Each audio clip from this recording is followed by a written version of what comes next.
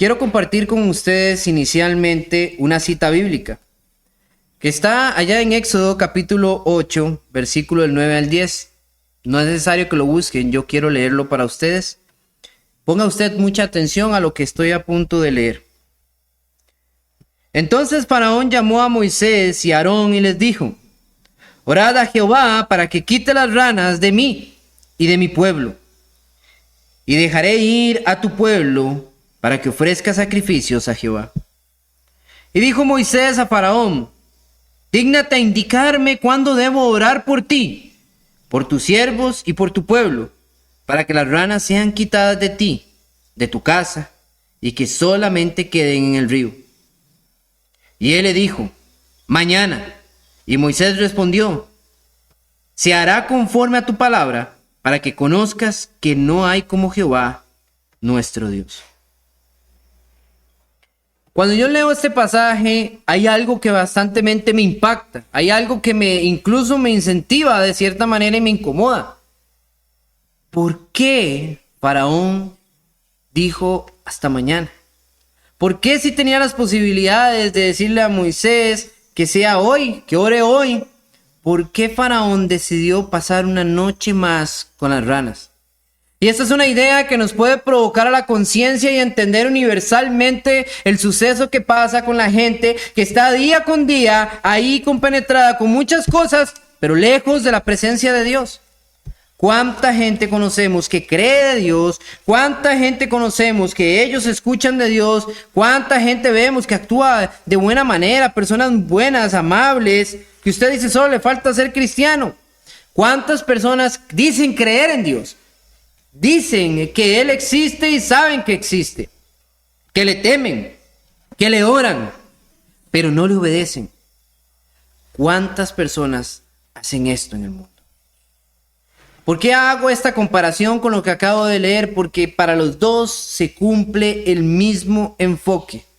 Y yo espero que hoy, a través de esta enseñanza, usted y yo podamos aprender un poco más de lo que la palabra del Señor nos arroja. ¿Por qué la gente, aunque sabe que Dios existe, no le obedece? ¿Por qué la gente no se convierte a Cristo? Quiero que me acompañen al libro de Hechos, que va a ser donde estará nuestra exposición. Quiero que me acompañen ahí al capítulo 26, porque desde ahí es donde estaremos narrando y hablando todas estas cosas. Desde un ejemplo muy importante donde nuestro hermano, el apóstol Pablo, aquel hombre que ha sido uno de los precursores más grandes de la palabra de Dios en el Nuevo Testamento, uno de los que nos más ha arrojado doctrina para poder nosotros guiarnos como cristianos, y que nos ha motivado e incentivado a seguir el ejemplo de Cristo hasta desgastarnos a nosotros mismos, nos va a mostrar a través de una historia, en un momento, en un suceso distintivo, donde Pablo no está como ese popular Pablo predicando en las plazas. Pablo no está en esos lugares de prominencia o discutiendo con algunos muy inteligentes y aprobios por esto, sino que Pablo se encuentra en una circunstancia difícil, ya que a causa de que sus decisiones de ir a Jerusalén le provocaron ser preso y le trajeron gran tribulación y varios sucesos, de los cuales Pablo tuvo que llevar encima. Tuvo que ser preso durante muy buen tiempo, hasta que en un momento dado llegó a Roma. Pero antes de que fuese esto así, hubo algo que sucedió en la vida de Pablo, una oportunidad que Dios le dio. El sermón de este momento, mis queridos amigos, tiene por título: por poco me persuades. Vamos a ver la persuasión del Señor hacia Pablo y vamos a ver la persuasión del Señor a otro personaje llamado el rey Agripa, donde usted y yo podremos apreciar todas estas cosas y cómo Dios día a día trata de persuadir al mundo para que se conviertan de su mal y obedezcan el camino de la cruz. En el capítulo 26, versículo 1, inicia nuestra historia, donde podemos leer: entonces Agripa dijo a Pablo: ¿se te permite hablar por ti mismo? Pablo entonces extendió la mano y comenzó así su defensa. ¿Qué es lo que estaba sucediendo? ¿Por qué Pablo ahora estaba en un acto de producirse a sí mismo defensa? Bueno, versículos anteriores, podemos ir al capítulo 25, desde el versículo 24, ahí mismo donde estamos, un poquito para atrás, desde el versículo 24 dice: entonces Festo dijo: Rey Agripa, todos los varones que estáis aquí junto con nosotros, aquí tenéis a este hombre respecto del cual toda la multitud de los judíos me ha demandado en Jerusalén, y aquí dando voces que no debe vivir más. Pero yo, hallando que ninguna cosa digna de muerte ha hecho, y como él mismo apeló a Augusto, he determinado enviarle a él. Como no tengo cosa cierta que escribir a mi señor, le he traído ante vosotros, y mayormente ante ti, oh rey Agripa, para que después de examinarle tenga yo que escribir, porque me parece fuera de razón enviar un preso y no informar de los cargos que haya en su contra. Festo,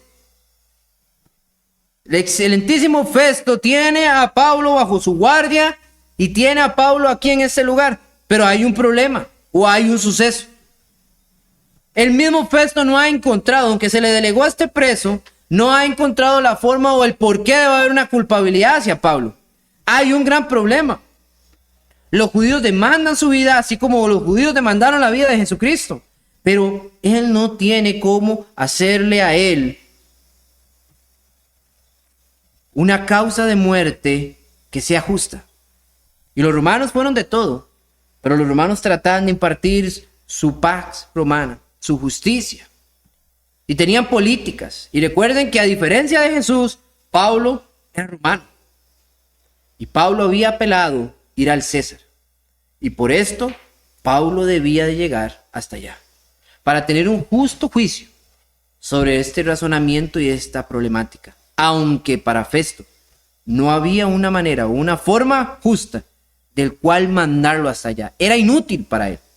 Sin embargo, conociendo al rey Agripa y sabiendo su alto conocimiento en todas estas circunstancias, él le hace una solicitud y le pide que él intervenga escuchando a Pablo. De hecho, más anteriormente usted podría ver conmigo en varios versículos donde se le explica a Agripa la situación, y Agripa mismo dice: yo quiero ir a tal hombre. Así que hay una gran cantidad de personas acá, pero especialmente el rey, para poder escuchar lo que Pablo tiene que decir. Así que se le da un tiempo de defensa y se coloca a Pablo frente a un auditorio, pero en cadenas, porque él está preso. Y Pablo comienza su defensa hablando sobre su vida, personificándose ante ellos quién es y lo que se conoce de él, nada oculto. Versículo 4 del capítulo 26. Mi vida, pues, desde mi juventud, la cual desde el principio pasé en mi nación, en Jerusalén, la conocen todos los judíos, los cuales también saben que yo desde el principio, si quieren testificarlo, conforme a la más rigurosa secta de nuestra religión, viví fariseo. Y ahora, por la esperanza de la promesa que Dios dio a nuestros padres, soy llamado a juicio. Promesa cuyo cumplimiento esperaba que han de alcanzar nuestras 12 tribus, sirviendo constantemente a Dios de día y de noche. Por esta esperanza, oh rey Agripa, soy acusado por los judíos. ¿Qué? ¿Se juzga entre vosotros cosa increíble que Dios resucite a los muertos? He aquí donde está el principio del problema. He aquí donde está la dificultad y el por qué Pablo está preso. Pablo está predicando, está hablando según el entendimiento de aquellos judíos de un preso. De un muerto. Y él está hablando de la resurrección de ese muerto, Jesucristo. Y es difícil que ellos comprendan, es difícil incluso para los romanos poder sentarse en la idea o estar adaptados conscientemente a que una persona pudiera revivir dentro de los muertos. Ellos no creían en estas cosas. De hecho, los saduceos no creían en la resurrección, juntándose con los fariseos, de los cuales sí creían en una resurrección venidera por causa de Dios. Pero los saduceos no lo creían porque ellos eran helenistas, se habían culturizado dentro del ámbito griego. Y todo esto también era una cultura que habían adoptado los romanos. Creer algo como esto es absurdo. Incluso hoy en día, Cuando usted habla de un hombre resucitado al tercer día, a muchos les parece locura. Versículo 9. Yo ciertamente, habiendo creído en mi deber de hacer muchas cosas contra el nombre de Jesús de Nazaret, lo cual también hice en Jerusalén, yo encerré en cárcel a muchos de los santos, habiendo recibido poder de los principales sacerdotes cuando los mataron. Yo di mi voto y muchas veces, castigándoles en todas las sinagogas, los forcé a blasfemar. Y enfurecido en sobremanera contra ellos, los perseguía hasta en las ciudades extranjeras. Pablo demuestra la cara de lo que posiblemente fue para él una de las angustias más grandes en su vida en el cristianismo. Él fue enemigo, él fue perseguidor. Y es por esto que incluso deja una pauta importantísima y un hecho y un acontecimiento de la resurrección de Cristo tan vital dentro de las Escrituras. Una de las pruebas que usted y yo deberíamos de conocer y entender sobre lo que Pablo narra ya en 1 Corintios, hablando de un hombre muerto que ha resucitado. 1 Corintios capítulo 15, versículo del 5 en adelante, versículo 4 en adelante. Y fue sepultado y resucitado al tercer día, conforme a las Escrituras. Y que apareció a Cefas y después a los 12. Después apareció a más de 500 hermanos a la vez, de los cuales muchos viven aún y otros ya duermen. Después apareció a Jacobo, después a todos los apóstoles, y último de todos, como un abortivo, me apareció a mí, porque yo soy el más pequeño de los apóstoles, que no soy digno de ser llamado apóstol, porque perseguí a la iglesia de Dios. Pablo da una primicia de algo importantísimo. Jesucristo había revivido y había evidencia y había prueba de que esto era real. No estamos hablando de un suceso, de un acontecimiento que no conocieran. Los romanos claramente entendían esto. Los romanos conocían. De hecho, Festo, hablando con Agripa anteriormente en el capítulo 25, usted si hurga un poquito más, podrá ver donde él expresa de que ese era el problema, que Pablo estaba predicando un tal Jesús que ya estaba muerto. Los romanos no desconocían este suceso. Los romanos lo entendían claramente, ya que un muerto en el ámbito de romano, en crucifixión, era un hecho registrado del cual tenía que tener un proceso muy minucioso y asegurarse que hubiera muerto. El que estaba a cargo de los presos crucificados no era un hombre cualquiera, era un soldado que conocía, que entendía y que debía asegurarse de que esa persona estuviera muerta. Cuando eran crucificadas las personas y por alguna u otra razón tenían que ser bajados de la cruz, habían dos cosas que podía hacer un soldado romano. Le podía quebrar los pies, ¿para qué? Para volverlo a pillar de la cruz y para que no se escapara. Y después asesinarlo. O lo podían traspasar con una lanza para acabar más rápido con su agonía y que pudiera morir. De hecho, Jesucristo murió mucho más rápido de lo que una persona moría en la cruz. Pero toda la agonía, el sufrimiento desde que estaba en el monte, todo el estrés, toda la golpiza que le propinaron, todos los flagelos y el tiempo tal vez invertido en una mala digerir agua o digerir alimentos, todo esto, obviamente como un preso, y la forma en la que se le trató, agilizó más su muerte en esa cruz. De hecho, cuando el centurión llegó y traspasó con una lanza a Jesús, salía de su cuerpo agua más que sangre. Y esto era una declaración fija de que la muerte de Jesús había sido clara. Así que no había manera de que no se pudiera decir lo contrario. Jesús de Nazaret había muerto crucificado. Pero ¿cómo es que tantas personas después hablaban de él revivido? Porque Jesucristo se les presentó después de haber resucitado al tercer día, primer día de la semana. Y él se presentó durante 40 días a todas estas personas, lo cual no solo fue un convencimiento, sino se mostró tangible para que ellos creyeran. Y Pablo, como uno de estos, como él dice, un abortivo, porque fuera de tiempo conoció a Jesús. ¿Y cómo lo sabemos? Porque sabemos y conocemos su historia. Aún más, Pablo nos la narra aquí. Vea lo que dice en el versículo 12. Ocupado en esto, yo iba a Damasco con poderes en comisión de los principales sacerdotes. Cuando a mediodía, oh rey, yendo por el camino, vi una luz del cielo que sobrepasaba el resplandor del sol, la cual me rodeó a mí y a los que iban conmigo. De las dos maneras más en las que Pablo cuenta esta historia, en el relato de Hechos 3 veces está el registro de esta historia. Una, la primera, la que se nos narra directamente de Lucas, y después 2 registros más de Pablo hablando de sí mismo, cómo conoció a Jesucristo. Pablo describe varias cosas importantísimas que juntándolo los 3 podemos tener muchos datos. Pero aquí hay una que no encontramos en otro y que es esencial. A mediodía vio una luz. Pablo vio una luz más grande, más fuerte que el mismo sol. A mediodía. Y es que a veces, hermanos, lamentablemente en nuestra vida a veces tenemos que ser cegados para poder aprender a ver. Y así le pasó a Pablo. Pablo era perseguidor, odiador de la iglesia. Él tenía odio hacia los cristianos. Y ahora tenemos a un hombre totalmente distinto. Tenemos a aquel que blasfemaba en contra de Jesús, ahora proclamando su nombre. Tenemos a aquel que perseguía a los cristianos, ahora defendiéndolos y motivándolos a seguir hacia adelante. Teníamos a aquel que daba su voto para la muerte, ahora a alguien que ofrecía su vida por el evangelio. ¡Qué gran diferencia! ¿Cuántas veces no nos hemos encontrado en la vida de una de esas personas por las que pensamos que no vale la pena invertir un momento? No, hombre, ese tipo no va a cambiar. No, hombre, esa mujer, no, hombre, muy duro de corazón, es una persona de un carácter, un temperamento horrible. No. ¿Qué va a cambiar esa persona? Es difícil. ¿Para qué hablarle de Dios? ¿Para qué predicarle de Cristo? Ya esa persona no tiene vuelta atrás.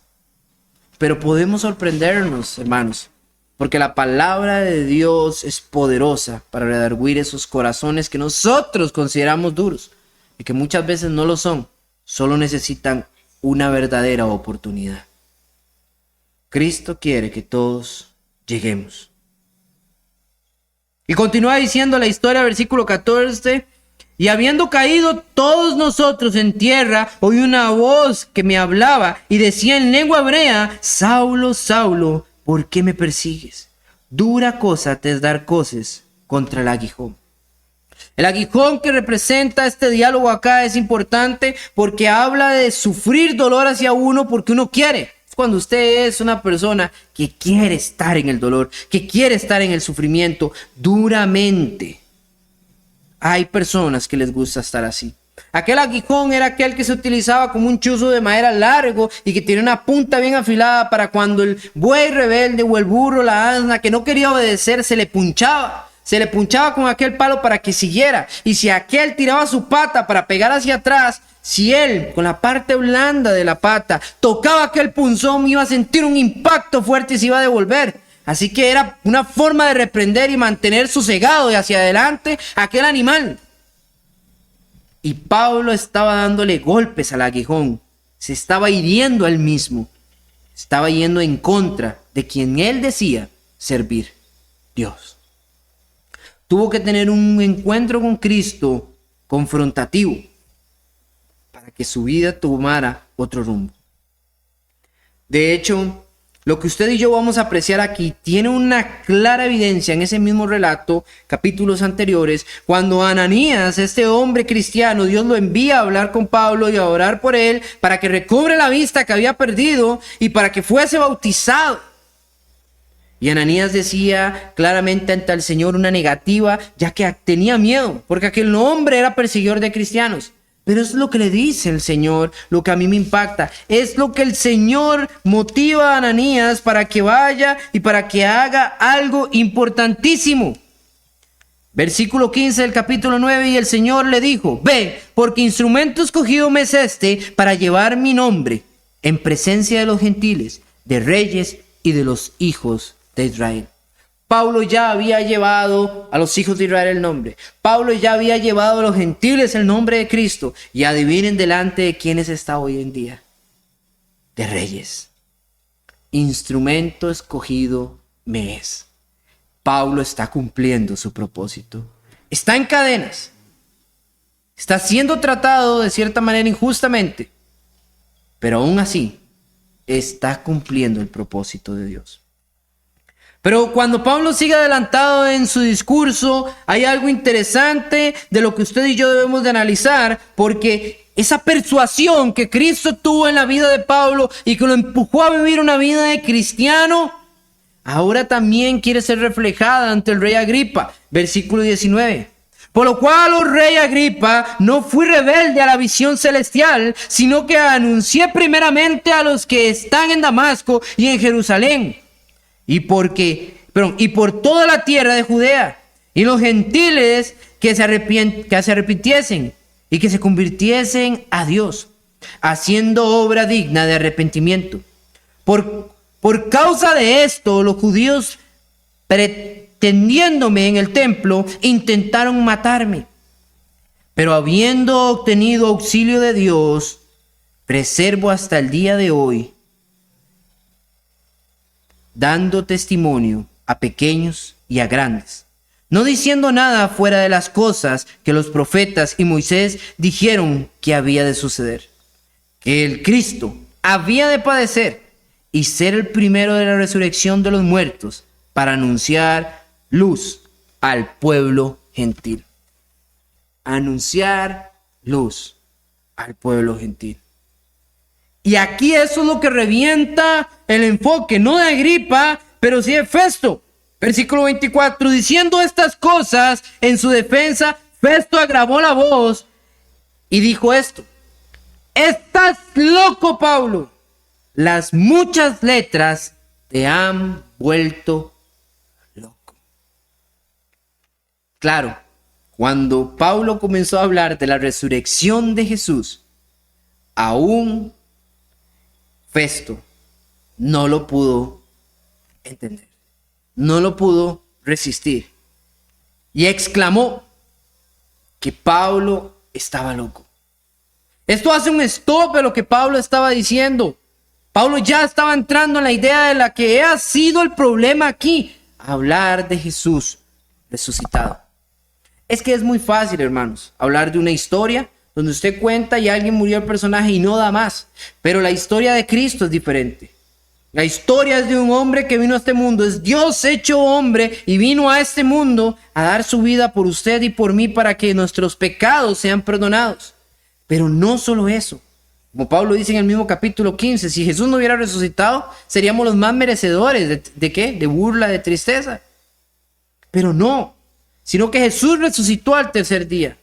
Jesucristo, hermanos, no es una historia de cuentos de hadas. Jesucristo no es una historia que usted encuentra ahí en el periódico sobre un suceso, una noticia lamentable. Jesucristo es la historia de la salvación de la humanidad. Y es tan real que aún hoy, más de 2020 años aproximadamente, se sigue contando, se sigue creyendo y seguimos hablando de esto y promulgándolo y esperando que Él vuelva por segunda vez por su pueblo. Porque es la historia de la salvación.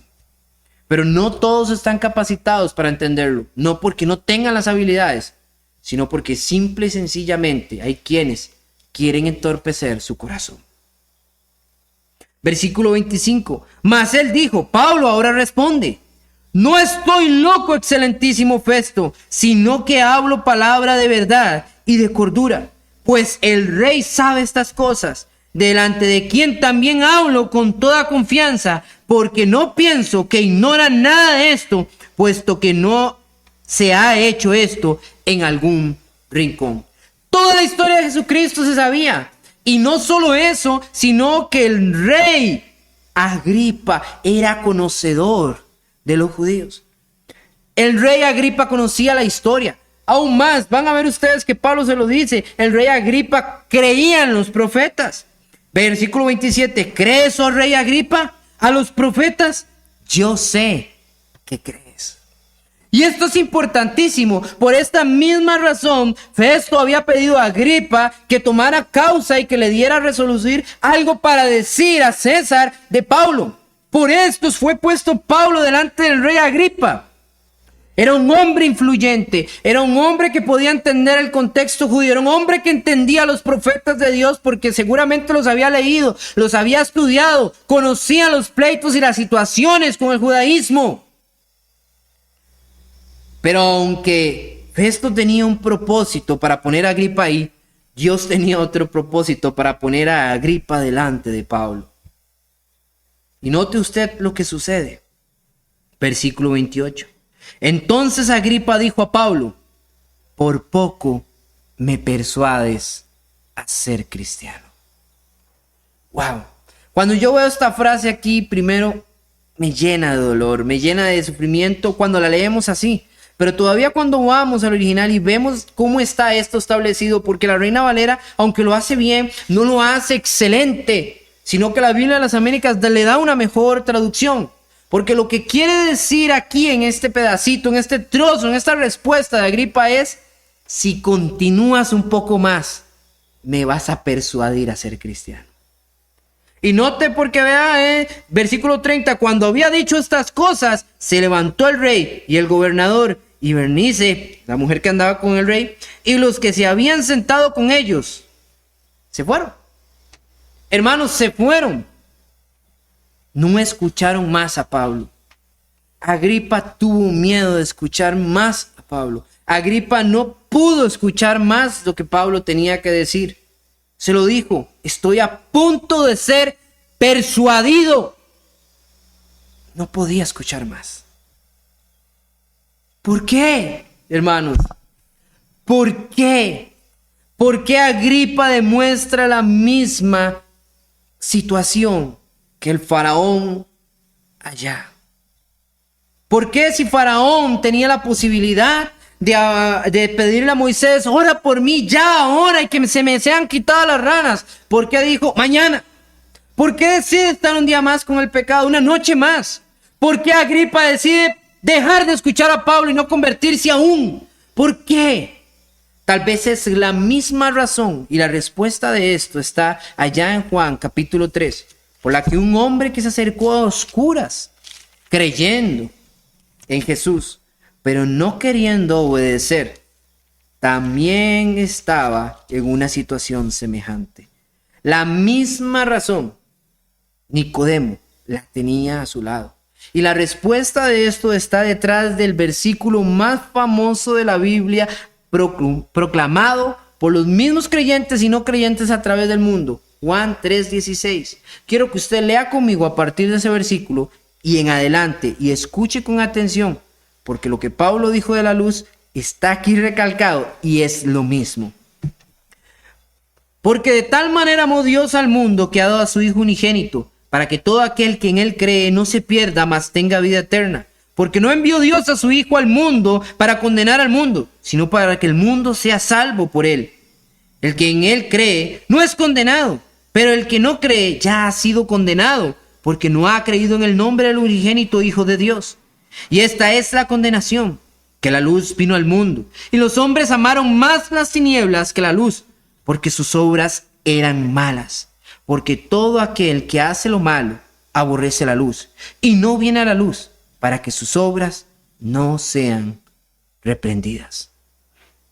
Es esto, hermanos, lo que ha hecho que varios personajes a través de la Biblia, y que incluso muchas personas hoy en día no quieran escuchar el evangelio de Jesucristo, no quieran creer en Jesucristo, obedecerle y vivir una vida cristiana y entregarse a él plenamente. Es más fácil estar en el pecado, hermanos. Es más fácil hacer lo que yo quiero. Es más fácil hacer lo que quiero cuando yo lo quiero. ¿Para qué, hermanos? ¿Para qué sacar un dinero cada primer día de la semana y dar una ofrenda? ¿Para qué? Yo necesito plata más bien para estarla regalando. ¿Para qué levantarme temprano para ir a un servicio de oración? ¿O por qué aguantar un poco más en las noches para poder estar en un servicio de adoración? Estoy cansado, trabajo toda la semana y mi tiempo libre lo quiero invertir en mí. ¿Para qué invertir tiempo leyendo la Biblia, cosas que tal vez al final ni entiendo? Mejor descanso, veo una película en algún lugar de streaming, una serie, algo que me contente, que me haga sentir feliz. ¿Para qué? ¿Para qué cambiar mi vida como persona y doblegarme a un estándar que me solicita el Dios de la Biblia? Yo quiero vivir como yo quiero hacer las cosas como yo quiera, yo quiero creer en Dios como a mí se me dé la gana. Y eso, hermanos, es el pensamiento del ser humano que tenemos hoy en día y el por cual cada vez que nosotros tratamos de predicarles de Cristo, arrugan la cara. Cada vez que queremos hablar de Cristo, no quieren oír de nosotros, cambian el tema, ponen otra cosa. ¿Por qué cambian todas las cosas? ¿Por qué buscan hablar de otro tema que no sea Dios o algo que motive su vida al verdadero arrepentimiento, como Pablo lo dijo? Porque la gente ama más las tinieblas que la luz. El orgullo, el derecho y el deseo de sentirse superiores y de que dominan su vida, falsamente hablando, es lo que quieren llenar en su corazón y no saber y entender que se deben y que nunca estarán completos, nunca estarán llenos si Cristo no está en su vida, si no son salvos a través de Cristo Jesús. A veces es más fácil, hermanos, creer que uno muere y ya no hay nada, porque simplemente el pensar en el infierno que viene detrás por causa de la desobediencia es algo perturbador. Así que, como decían los epicúreos, Pablo hablando en una carta, comamos y bebamos que mañana no sabremos. Ese es el pensamiento del pagano. Ese es el pensamiento de aquel que quiere deleitarse y sufrir hoy, vivir hoy, llenarse hoy y no pensar en el mañana. Es triste, pero me impresiona la respuesta que Pablo le da al rey Agripa después de que el rey le dice: por poco me persuades. Versículo 29 del capítulo 26 de Hechos. Y Pablo dijo: quisiera Dios que por poco o por mucho, no solamente tú, sino también todos los que hoy me oyen, fuesen hechos tales cual yo soy, excepto por estas cadenas. Wow, hermanos. Aún preso, aún en una situación difícil, aún en injusticia, Pablo lo único que quería era que los que estaban ahí presentes escucharan, pero sobre todo creyeran en Cristo Jesús y salvaran sus vidas. Pablo quería que ellos salvaran sus vidas. Y aquel rey a quien Pablo le hablaba y que pudo haber cambiado su vida ese día, decidió no ser persuadido por la verdad de Cristo. Y el tiempo viene, hermanos, y se nos va agotando. Y cada día las cosas son distintivas. Y como muchas veces lo dice nuestro hermano Walter, yo quiero replicar esas palabras que son importantísimas que tengamos nosotros hoy presentes. Quiero que me acompañen en 2 de Pedro, capítulo 3, versículo 9, que dice lo siguiente: el Señor no retarda su promesa, según algunos la tienen por tardanza, sino que es paciente para con nosotros, no queriendo que ninguno perezca, sino que todos procedan al arrepentimiento. Hermanos, el día del Señor se acerca. Dios viene pronto. No es un juego. Hay un cielo y hay un infierno. Y el Señor pronto vendrá para llevar a su pueblo y juzgará a todos. Y todos los que sean respectivos a la condenación tendrán condenación, y aquellos que han obedecido tendrán salvación. No nos cansemos, hermanos, de seguir predicando al Cristo de la cruz, al Cristo resucitado. No nos cansemos. Sigamos anunciando a este mundo, aunque nos hagan caras, aunque no nos crean, aunque parezca ser duros en sus corazones. Quizás, tal vez, logremos persuadir a alguno, pero ciertamente nuestra conciencia estará tranquila y ellos serán los que darán cuentas a Dios de sus decisiones. No nos cansemos, hermanos, de hacer el bien. Veamos a Pablo, aún en prisiones, aún en cadenas, seguía predicando a Jesucristo resucitado. Es un ejemplo para que nosotros sigamos hacia adelante y tal vez haya quien podamos persuadir. Que Dios les bendiga.